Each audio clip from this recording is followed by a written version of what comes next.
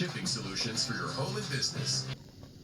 Welcome back. I'm Brett Baer. We'll send you back to the Fox team in New Orleans in just a few minutes, but now welcome to Mar-a-Lago, the Winter White House in Palm Beach, Florida. We're pleased to be joined by the 45th and 47th President of the United States, Donald J. Trump. Mr. President, thanks for having us. Thank you very much. Happy Super Bowl. Thank you. You know, you are going to be the first sitting president to attend a Super Bowl. It's a big day for America, always is.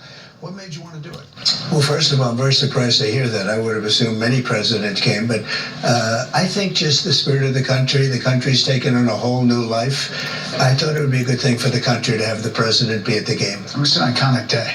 It's an iconic day. It's going to be a great game, two great teams, and let's see what happens. You know, it seems the first days of this administration are like a no-huddle offense. You know, plays going down the field, one after another. There's a long list of things you've already got done in 3 weeks. Big border policy changes, ICE crackdowns on criminals, taking biological men out of women and girls' sports, big energy policy changes. So what's different with you and your administration? The difference between the 45th president and the 47th president? Well, with the 45th, I had tremendous opposition, but I didn't know people, and I didn't have the kind of support that I needed. I put people in office, some really great ones, but I had some that I wouldn't have put. I would have, known better if it were a couple of years later, or if I had a little more experience in D.C. I was a New York person, not a D.C. person. And I had a lot of opposition. I just noticed, I looked on the stage for the recent inauguration, and I'm looking, it's like a who's who of Washington. Well, if you look on the stage for the first one, it was just the opposite. So some of your plays have raised some questions and had some pushbacks. 19 states attorneys general filed a lawsuit, and early Saturday, a judge agreed with them to restrict Elon Musk and his government efficiency team, DOJ, from accessing Treasury Department payment and data systems. They said there was a risk of irreparable harm.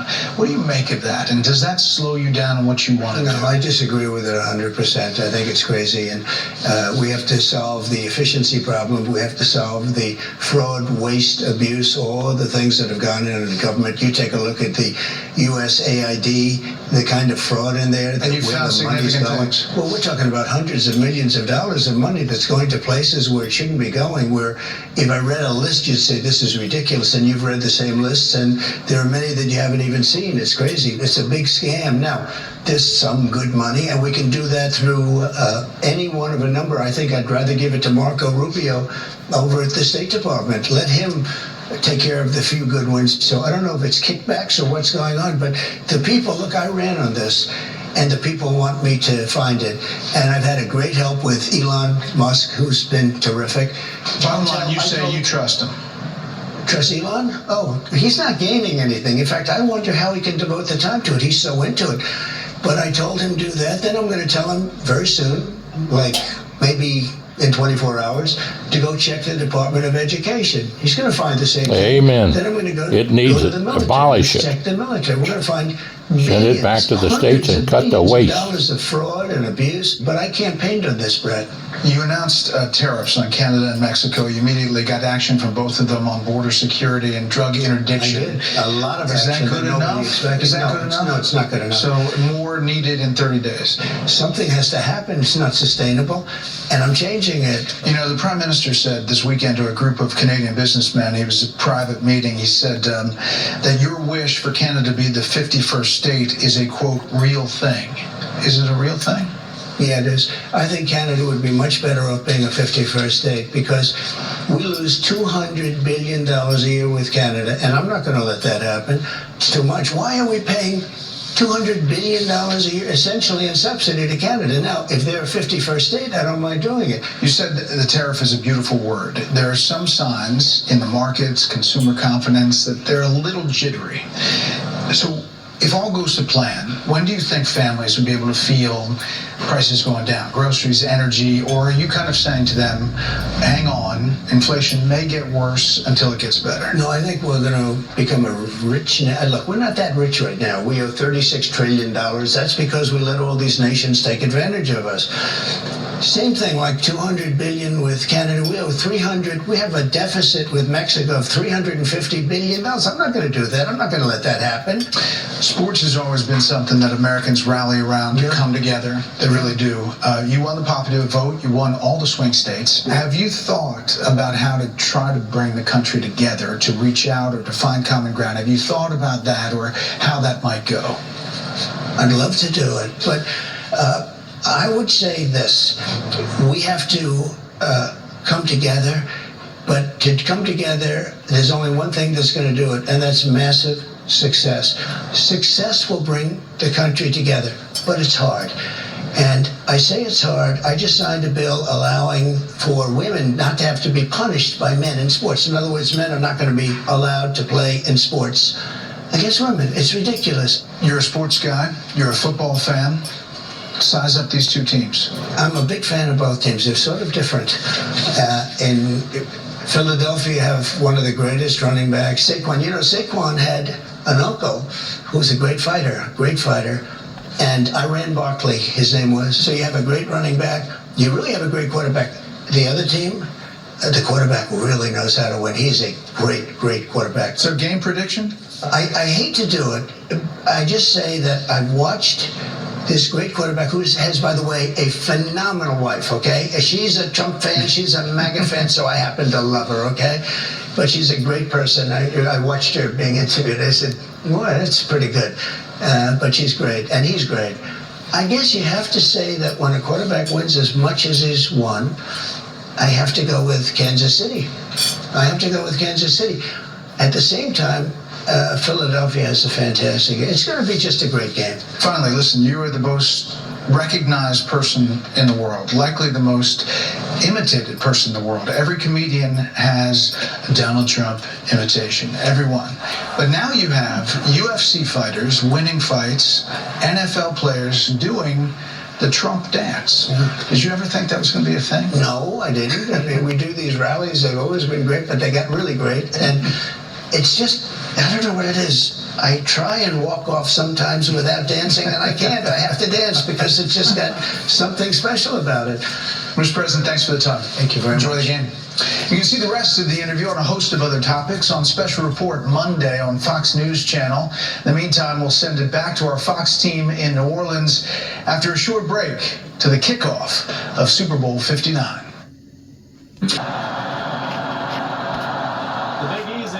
Buzzing with excitement as Super Bowl 59 nears kickoff, but with the Crescent City, you know, it's a big deal, but it's not the only city in the spotlight today. Get this, some people are proposing London host the big game in the future as the NFL expands its international presence. Correspondent Stephanie Bennett is live in merry old England with more on that. Stephanie. Hey, Kevin. Yeah, despite the time difference, millions across the world will be staying up late tonight to watch the big game. In fact, here in the UK, it's gotten so popular that even grocery stores are advertising Super Bowl meal deals and snacks, items like that. Fans are flying across the world to New Orleans to watch this game. And there's even attempts, as you mentioned, by city leaders to try to bring the Super Bowl overseas. British Airways tell me that immediately following the AFC and NFC championship games, they saw a 90% spike in searches on their website for flights to New Orleans for travel over the Super Bowl weekend. Taking a look at some statistics from last year's Super Bowl, the NFL says their global TV audience rose by 10% over 2023, meaning 62.5 million viewers watched. Mexico's audience, that averaged 8.7 million viewers, up 5% from the year before, and hitting a peak of 10 million watchers during the halftime show. Canada's audience averaged more than 10 million viewers, that was up 16%, while Germany, the UK, and Australia each averaged 1.2 million viewers, that was up 18% to up to 18 to 26%, that is. Now, the NFL has held regular season games in the past here in England, Germany, Mexico, and Brazil, and they're even expanding to Spain in 2025, and sites are also set on Australia for 2026. And as you mentioned last year, London's mayor said he wants to host a future Super Bowl. We'll see how that goes. NFL Commissioner Roger Goodell said, though, there might be a Super Bowl overseas if the league expands and adds an international team. But some say the actual logistics of hosting a Super Bowl overseas could be more harmful, might be more of a headache logistically. thinking of things like jet lag for the players and also just time zones to watch as well. Kevin? Yeah, that makes sense. Let's be honest. The time difference is a deal to worry about. Stephanie Bennett in London, thank you. And we thank you at home for watching this Fox Report. It is Super Bowl Sunday, February the 9th of 2025. I'm Kevin Cork, in for my Colorado buddy John Scott. We thank you for watching as we take a live look at the Caesars Superdome. Go Chiefs, go Eagles. Watch the game on Fox either way.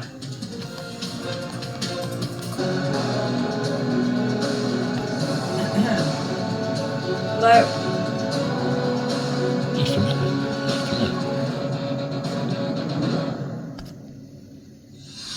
Hello, America. I'm Mark Levin, and this is Life, Liberty, and Levin. Saturday, we're here with an honored guest here. Prime Minister of Israel, Benjamin Netanyahu. How are you, sir? I'm terrific, especially after this week in Washington with President Trump. You've had a great week in Washington. I think the world has had a great week in Washington. This is probably, in all my years watching Israeli-United States relations, the pinnacle. Why is that? Is it you and Trump's chemistry? Is it because you're on the same page? Why do you think that is?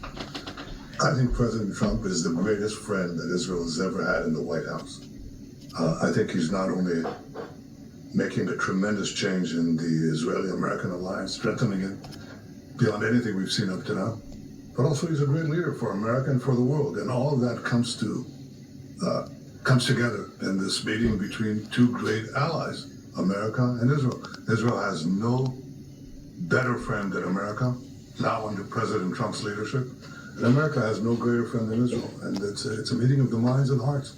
And President Trump comes into office and he sees what took place before. I don't want to drag you into our world. Sees what he's taken place before, with weapons being withheld and other things taking place. And he seems to say, I'm going to turn the page on this. Well, they did right away. And I know Bibi Netanyahu. I've known him a long time. You two are friends. You share the same principles. And he acts immediately, right? Instantaneously. I mean, what he did in the first 2 weeks is to do everything that he promised to do. You know, he did great things in his first term. He recognized Jerusalem as our capital, moved the American embassy there, recognized our sovereignty in the Golan Heights, got out of the disastrous Iran deal, brokered the Abraham Accords in which we made peace with 4 Arab states. He did that in 4 months. Didn't happen in 25 years, you know. So he was a great leader then, but he started now the second term, you know, he hit the tarmac right.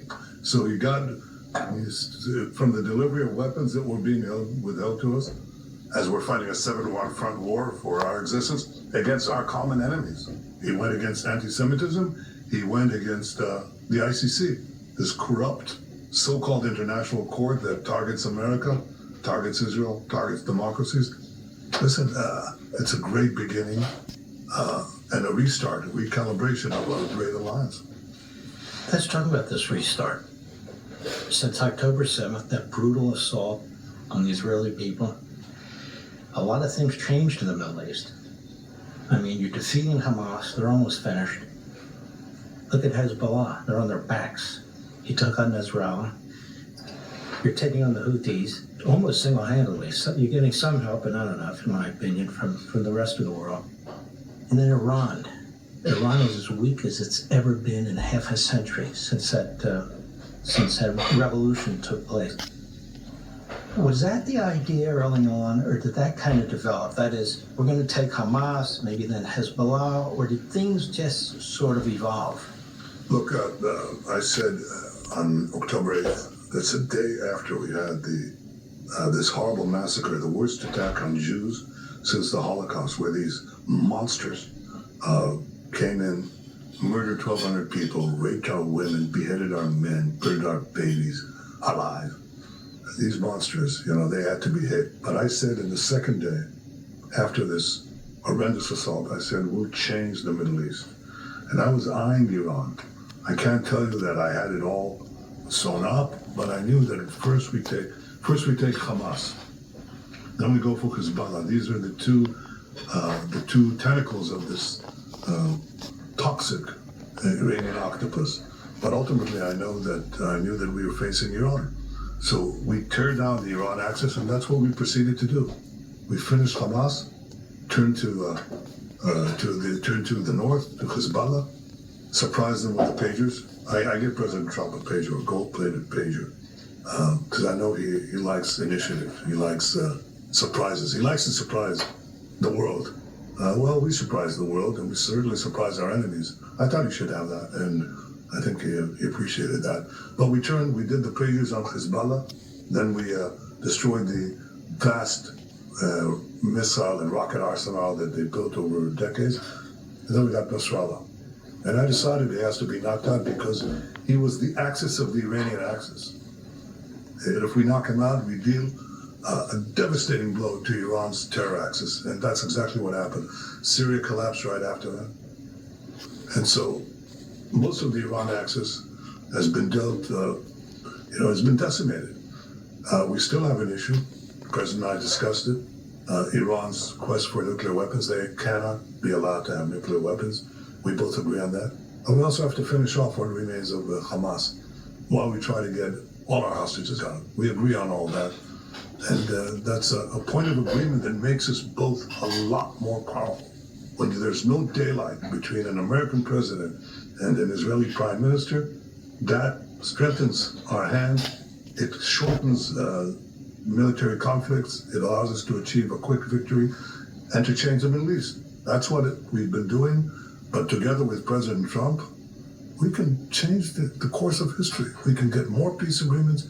We can have a broader and lasting peace. That's what President Trump and our partnership brings to the equation. And yet, as an observer here from the United States watching you during this period of time, you had a lot of people disagreeing with you, even in your own cabinet, or your national security cabinet. They would pop off publicly. They'd come to the United States and come around your back, or somebody in the United States would come to them and go around your back, just somebody who's observing. Your press was very anti many of the positions you were taking, and yet you were very steadfast about it. How do you, and I've asked President Trump this too, how do you muscle through a situation? You're taking on your enemies, foreign and domestic, and yet you muscle through. You feel you're right, it turns out you were 100% right. Well, first of all, I have what President Trump called the secret weapon. I have Sarah, my wife, and my two boys. They back me and they give me sons. But it's not merely my immediate family. It's also my family. My father's heritage is a great Jewish historian. My brother who fell rescuing hostages in Entebbe Airport in 1976. And the history of our people. And the strength of our people. The courage of our soldiers, these amazing warriors, brave warriors who understand that the Jewish people, after 3,000 years more of having a state, losing our country, being, massacred as no people has been before, culminating in the greatest massacre of all, the Nazi Holocaust, that this is the chance that we've been given. And we're not going to blow this chance. And we're not going to end Jewish history because of these ayatollahs, these mad ayatollahs and their various proxies. We have to fight and we have to win, and that's exactly what they're doing. I mean, they're so brave. I'm so proud of them. I'm proud of our people. I'm proud of our soldiers. And I think that in America, most of the American people, they understand that. And yet, because you, the Israeli people, have been successful, I mean, you've been up against it. This is and has been a horrific period of time. You've turned it around in so many incredible ways. You see the growing anti-Semitism all over the world, in the United States, in our universities and so forth. It's being funded a lot by Qatar and by some of these other countries. It's being funded a lot through Hamas and so forth. Is that because it's okay if you're Jewish and you lose and you're a victim, but if you're Jewish and you're a warrior and you win, that's not so good? That's because the nations of the world have been accustomed to the Jews as a perfect victim. Once we lost our land, we were there for 2,000 years before we lost it. We never lost the longing to go back to our ancient homeland, resuscitate Jerusalem as our eternal capital, rebuild our national sovereignty. We never lost that. We said every year in exile, we said next year in Jerusalem, next year in Jerusalem. And we came back to Jerusalem and rebuilt it. But in the years that we were in dispersion, powerless, like a wind-tossed leaf, they could murder us, they can massacre us, they can exile us, they can conduct pogroms and so on. So people became used to the Jew not as a warrior, not the Joshua, Samson, David, the Maccabees of old. We were now from a nation that produced unbelievable heroes that you read about in Jewish history and in the Bible. We became a nation of victims. And we were the perfect victim. And if you're the perfect victim, you can only be pitied. Everybody will pity you, and nobody will criticize you. When Israel came back, when the Jewish people arose and restored our sovereignty and rebuilt our state, rebuilt our army that has defied all expectations and defeated enemies 100 times our size, you know, there's a historical adjustment you have to make to the picture of the Jew. From the perfect victim to the victorious warrior, that's a tough one for the world to accept so easily. So yes, it is a problem, but I'll tell you, it's not my problem. I don't seek wars, I seek to end wars.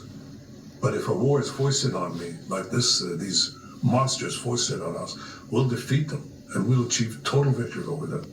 No question about that. Again, as an observer in the United States, a hostage issue, I notice there's a movement in your country. I personally call this far left movement in the country. Much of it's organized by your opposition. Much of it's funded by billionaires in our country and other countries. Sort of this dark money that comes in.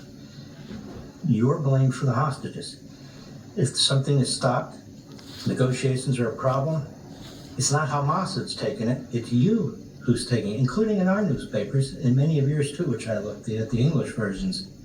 What is that like? In other words, there you are, you're the commander-in-chief, you know what's going on more than the rest of us. You're fighting like hell to get these hostages out, but you can't just give the enemy everything they want. And then it's you're the one staying in the way of the release of the hostages. What's that like? Well, it's false. Because the ones who are keeping them in those dungeons are these Hamas terrorists. It's not me. You know, at the beginning of the war, people said, including the most senior defense officials, they said, we're not going to get any of these hostages out. We have to assume that that's not going to happen. I said, no. We're going to fight Hamas, and at the same time, we're going to release the hostages.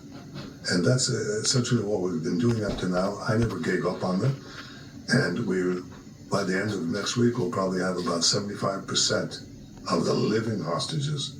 They're also holding bodies as hostages. I mean, these are monsters. But we're going to get 75% of the living hostages out, and I intend to get all of them out. So there's a lot of lies. I mean, how do you deal with all this fake news? You know, it's like a torrent of fake news. So I just say, the hell with it. Don't deal with it. Just do what you have to do. And we have 3 war aims in Gaza.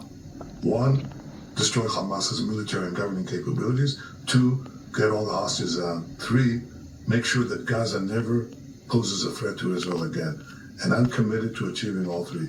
I don't care what they say. I just do what I do. And you know, the people in Israel, the public, they're used to now. They've been exposed to fake news. They get it. So I'm looking, I read your papers, the English version, and I see your polls are shooting through the roof. So it would appear that the Israeli people like what you're doing with President Trump and like what you're doing really to transform the Middle East, no?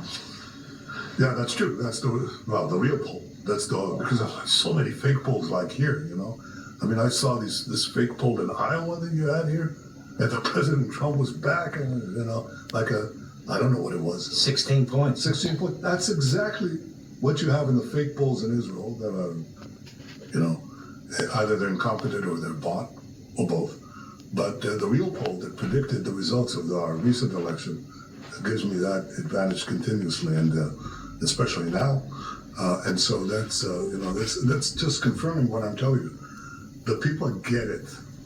They get it that they were lied to by a lot of our media. They said there's no problem. Hamas is not a real problem. And Iran, I had years I had to fight and warn against Iran, and sometimes stood alone, not only against the world and against U.S. administrations, not Trump's, I have to say, but other administrations. but sometimes against my own, in my own circle, and my own security circle. Don't overrate, don't exaggerate with Iran, and then now everybody sees that it's Iran. Now everybody sees it's Hamas. They see it, and they sort of appreciate the fact that I did not waver. And I carry this thing. I carry the ball where we have to carry it, basically to two goals. One, make sure that Iran doesn't have nuclear weapons, not only for Israel. You don't want a world where these mad ayatollahs have nuclear weapons and the means to deliver them, not only against us, against Europe, ultimately against you. You don't want that. And the second thing is destroy Hamas. And there's wide agreement on this, I have to tell you. I'm pleased to see that also in Washington. Not only with the president, that's obvious, and his people, that's obvious too. But I saw it in Capitol Hill. And not just on the Republican side, I was pleased to see that.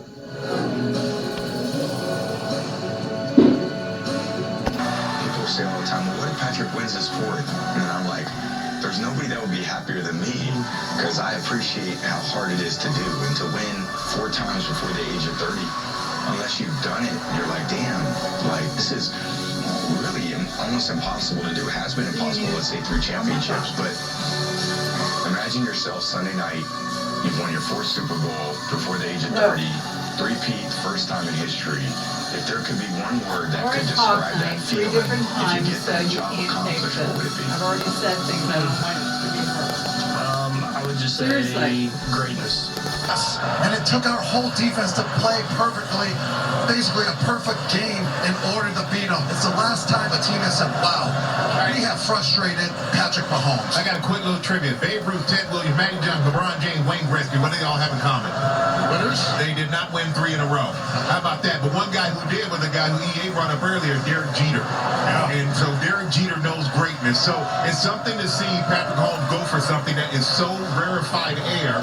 But if there's ever any player who can do it, any player that you would bank on, it would be Patrick Mahomes in this moment, because he's the guy who just shows up in the bigger moments and does what it takes to get it done. And giving his family a little love before he goes out there to try and win that 3rd consecutive Super Bowl. If he does, that would be history already. There's the greatest president they've had in mind 81 years. Donald Trump, J.D. Vance, vice president.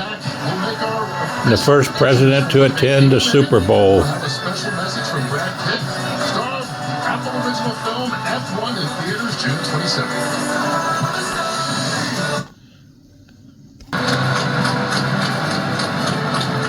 And now, a special performance of Lift Every Voice and Sing. Performing in American Sign Language is actor and ASL music performer Otis Jones IV. To honor the 125th anniversary of the hymn, originally performed by 500 school children in 1900, we welcome 125 youth choir members from the Greater New Orleans High School Chorale Collective, directed by Dr. Jeffrey Redding and Jessica Harvey. Please welcome Grammy Award-winning vocalist and New Orleans native, Legacy.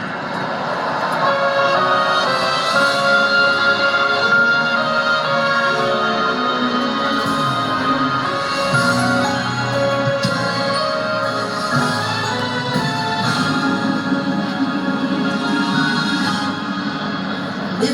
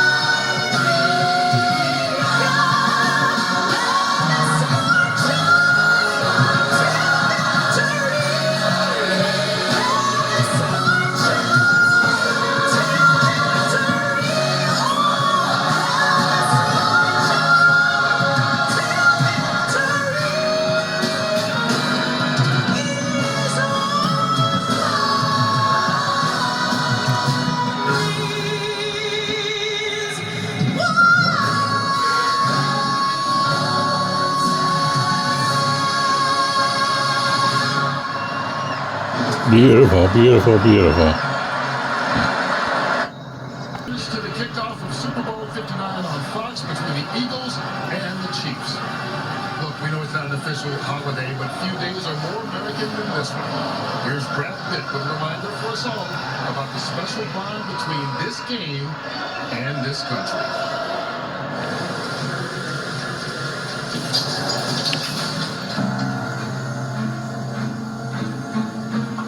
By lifting others, that's how we rise up. We, the people. Today, we come together. Not just these players and coaches, or these teams and sides.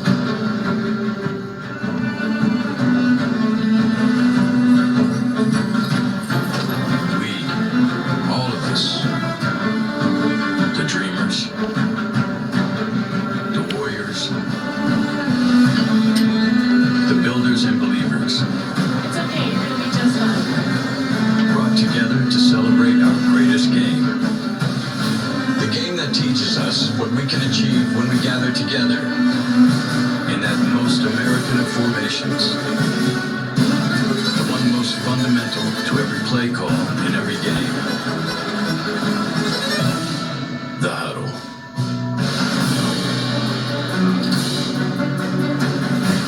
Think about it. When we are bound by a common goal, we've reached heights, authored achievements, pushed progress, not alone, but together, in ways that have lifted the world and one another. What we need to reinforce here and here. The huddle is a metaphor for our history, for the power found in our shared purpose. It's in the will to imagine flight, and then soar skyward. They changed the course of human history. In the courage to fight and defeat the enemy. The toughest fight in the history of a Marine. In the heart to unite and bridge the difference.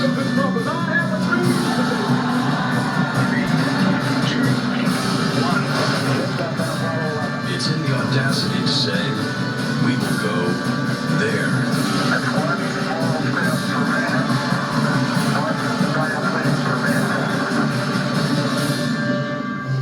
It's in our collective spirit, not just in the highest times, but in the hardest, in the darkness, and the trouble, and the struggle. Hurricane Helene caused devastating flooding in Georgia. Nightmare fire conditions across Los Angeles County. It's there, in our unity, that we form hope and find strength. Sure, the huddle is just a rough circle, a simple oval, a crowd of 11, or a country of more than 300 million on the field and across the land. It's the place where we meet, eye to eye, shoulder to shoulder.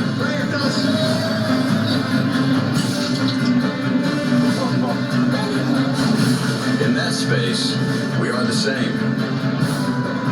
Bound by the promise and driven by the pledge to chase the prize.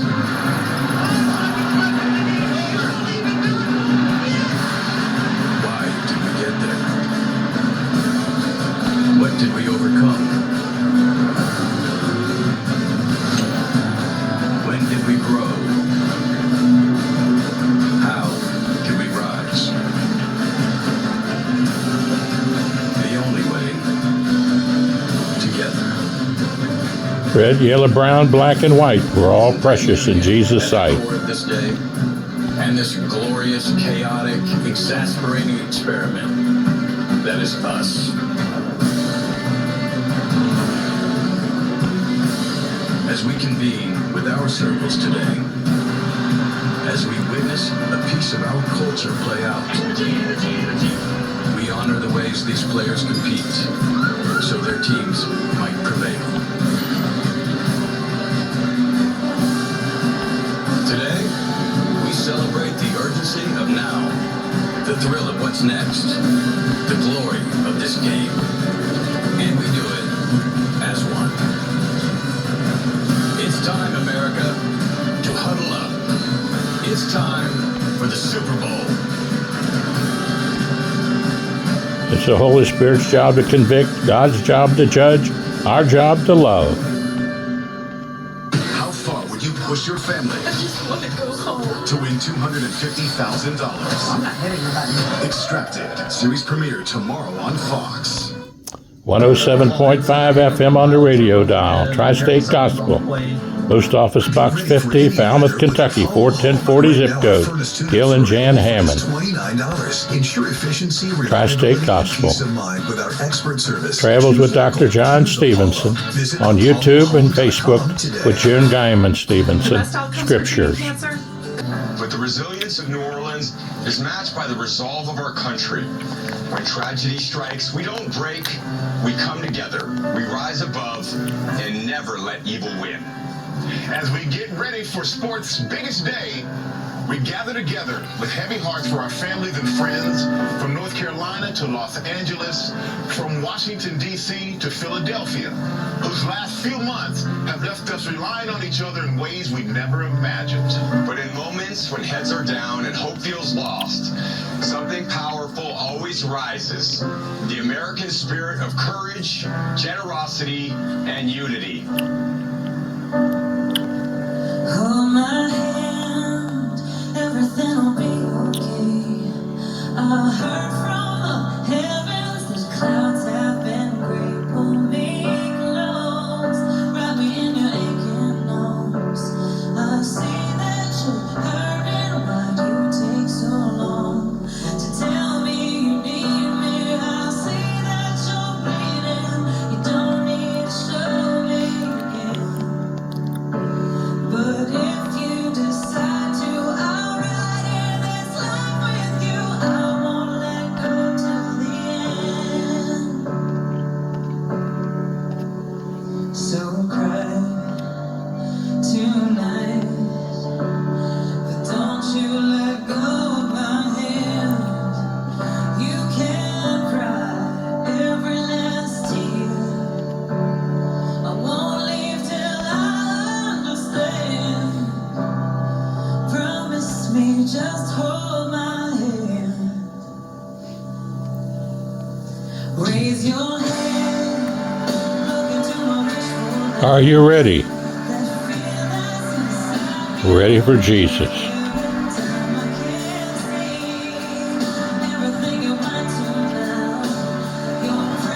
He knocks on everybody's door, but the knob's on our side. We must reach down, turn it, invite him into our hearts.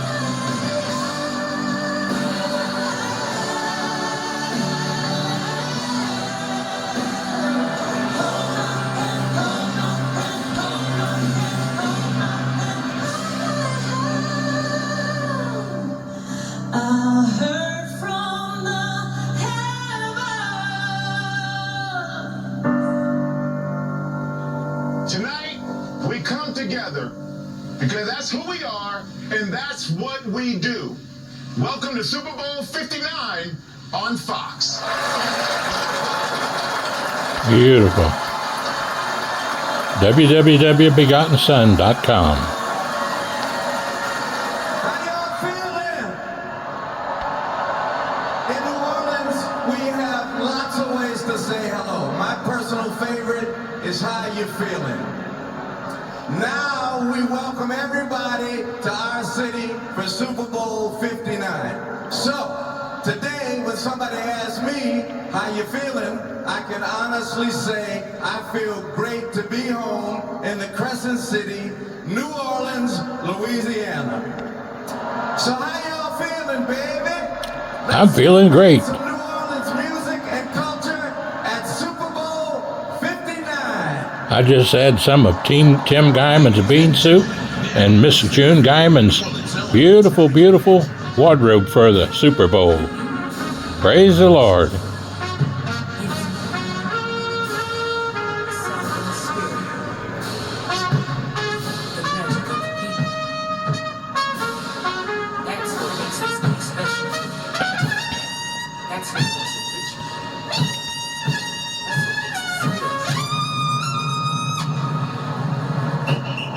What's up, y'all? It's your boy, Wild Wayne. Coming to the stage, the Southern University Human Jukebox Marching Band. Musical direction and support by Derek Dixie and the Freedom Frequency Orchestra.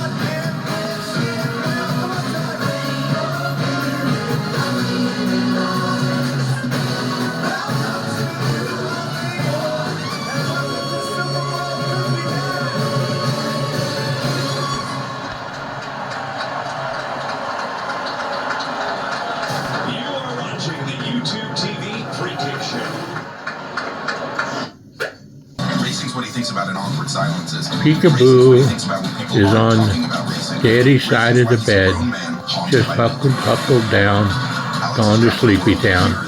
So Daddy comes in there, and he can be my partner.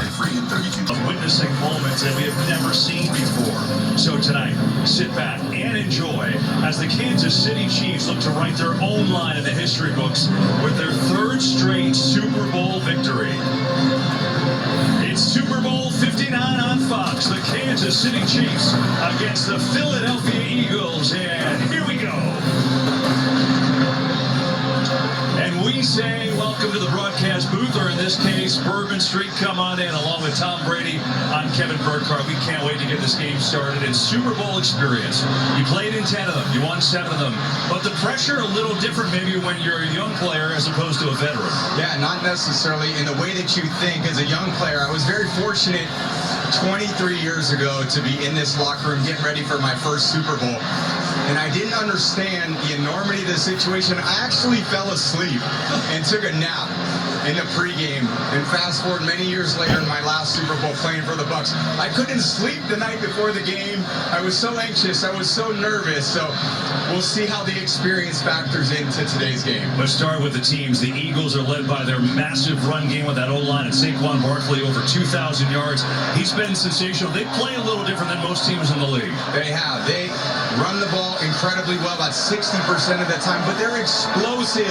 Saquon is a home run hitter, and they have the most powerful, dominant offensive line in football.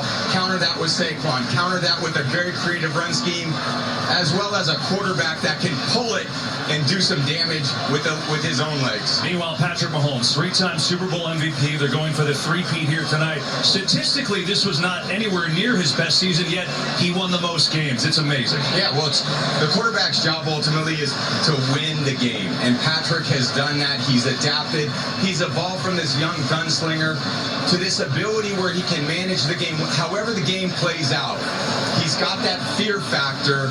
Everybody in this building knows it. Everybody around the world who watches football knows how dangerous he is with the ball late in the game. I'm really interested to see if he can pull off one of those late game comebacks. Well, I'll tell you what, without any further ado, why don't we meet the AFC champion, Kansas City Chiefs.